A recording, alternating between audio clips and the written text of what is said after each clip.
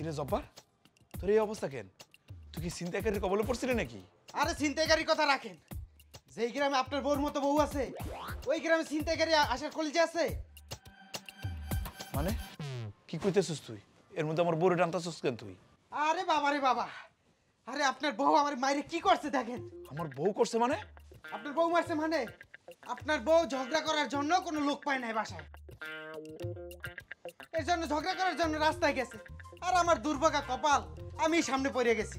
কিন্তু তোমার জামা কাপড়ের এই অবস্থা কেন? আরে রাখেন আমার জামা কাপড়ের কথা, তার সাথে ঝগড়া করতে রাজি হই না দেখা আমার উদুম কেলানি দিছে। দেখেন আপনি আমার কি অবস্থা করছে। আম্মা দেখছো, আমি আমার শালীর বুদ্ধিতে কিন্তু এই ঘটনাটা ঘটাইছিলাম, ওরা বাড়িতে রেখে গেছি। আর রাইখা যাওয়ার ফলটা তুমি বুঝতেছো, হাতে হাতে তো পাইছো তুমি। ওই দুই বোনে একই।